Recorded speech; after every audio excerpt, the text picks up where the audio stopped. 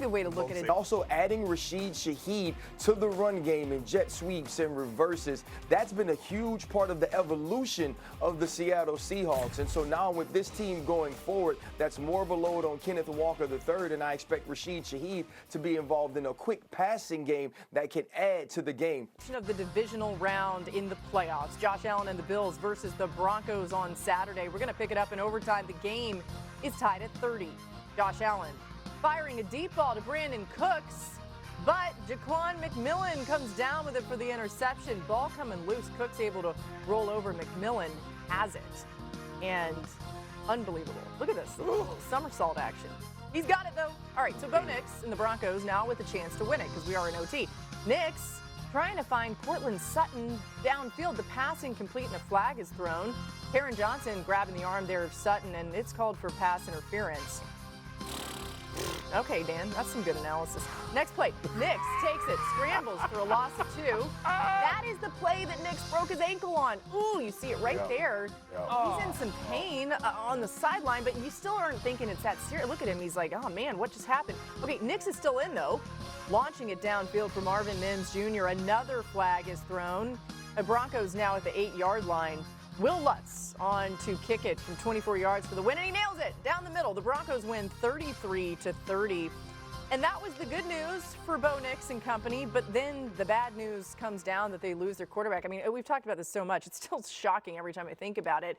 Can Denver overcome this, though? You saw the confidence of Sean Payton. You think that's real? I think it's real for Sean Payton because he's confident in what he can do as a head coach. I think this game is close for a while. Look, this is the NFL, and I know Jarrett Stidham coming in is going to be a struggle.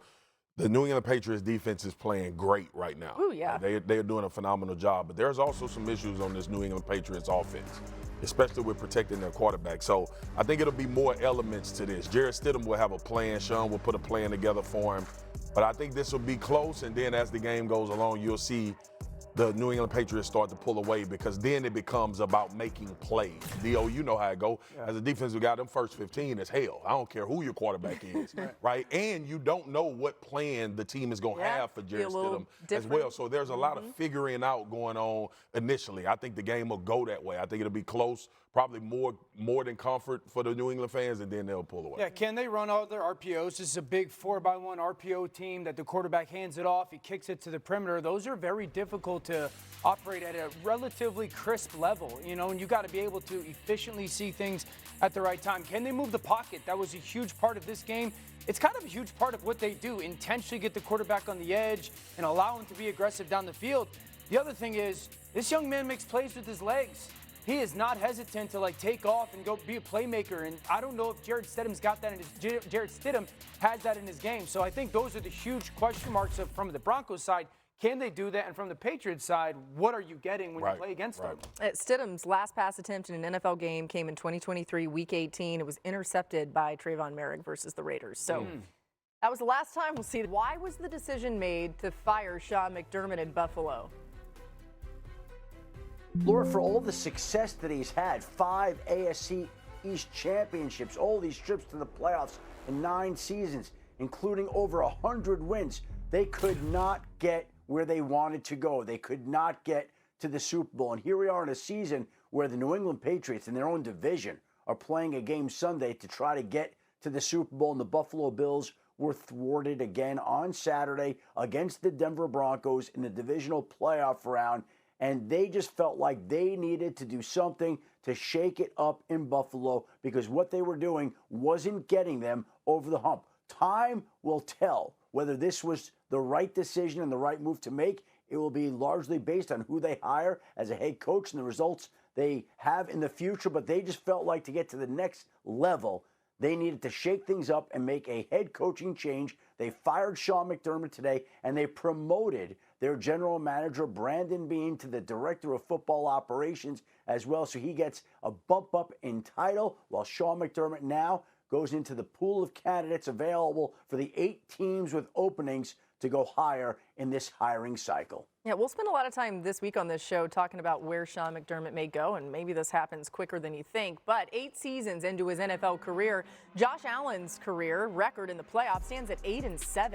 In the Super Bowl era, that's the most postseason wins by any quarterback who has never played in the Super Bowl. Allen has been to a pair of AFC championships, losing on the road to the Chiefs both times. And I know every season's different, but this felt like the season where he may have had the best path. Here's an emotional Josh Allen after Saturday's loss. It's extremely difficult. I feel like I let my teammates down tonight. Can't win with 5 turnovers. I fumbled twice, threw 2 picks. When you shoot yourself in the foot like that, you don't deserve to win football games. I haven't been doing a lot of talking other than I love my teammates, and I'm extremely sorry. I'm disappointed in how this ended.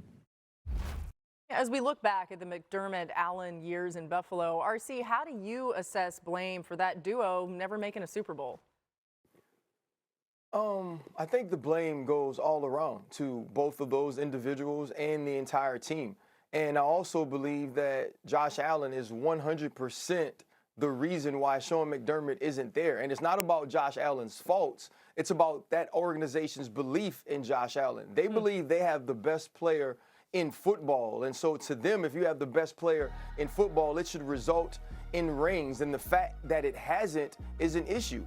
When you think about Sean McDermott and Josh Allen's tenure, so many times the reason they weren't in the playoffs or the reason they weren't in the Super Bowl was because of Patrick Mahomes and Joe Burrow. This time, those guys were nowhere to be found. And the 4 turnovers by Josh Allen is why, in my opinion, he was crying after this game. You could say all you want about the roster. You could say all you want about a depleted team. But Josh Allen is at fault for this loss in particular. He was supposed to make those plays that were available, and he didn't. And he's being more honest about assessing his performance than many are who are covering this game. Yeah, I agree with that. Look, his responsibility, RC, you said going into the playoffs, like this was going to be Josh Allen, and we knew he was working without the perceivably best team. But 4 turnovers in a football game is how you lose football games. You end up losing by 3, you fumbled, and they get a field goal right before halftime. You had opportunities to hit shots downfield. That one was the Dawson Knox, the interception to Locke after a turnover. So there were a lot of things. There's a lot of people over the course of these years, while we talk about McDermott and Josh not being together, that hold some of the blame.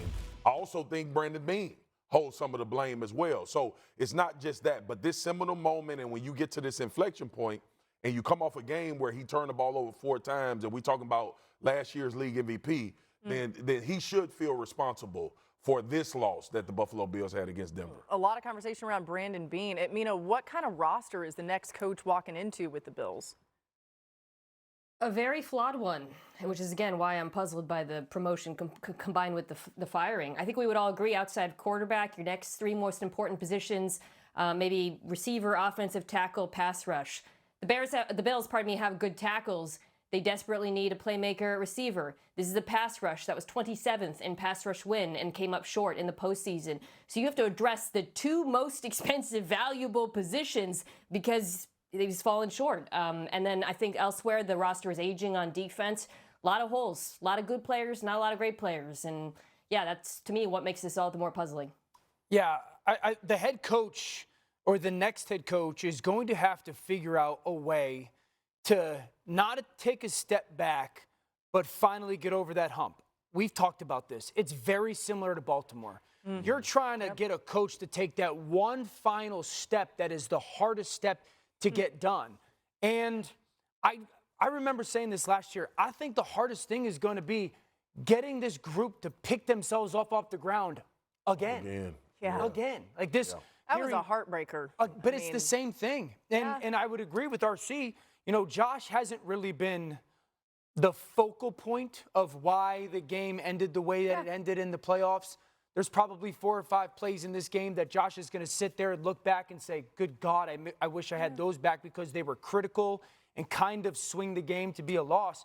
But I think that the challenge for the next coach, whoever it's going to be, is challenging this group and encouraging this group to be like, no, this will be different than it's been. For the last 5 exits. It's hard to do that with grown men, right? They know what's going on. By the way, College Football Playoff National Championship tonight as we say goodbye here. Everybody was on Indiana here except Swagoo. You picking the No. games? To Miami. Oh. Way to save us, Swagoo. Welcome Okay, to yeah, there's no graphic here. We're just telling you. But No enjoy the graphics, game so we're tonight. fine. We'll see you tomorrow. As long as on there's NFL no Live. graphic, Back we're on good. ESPN.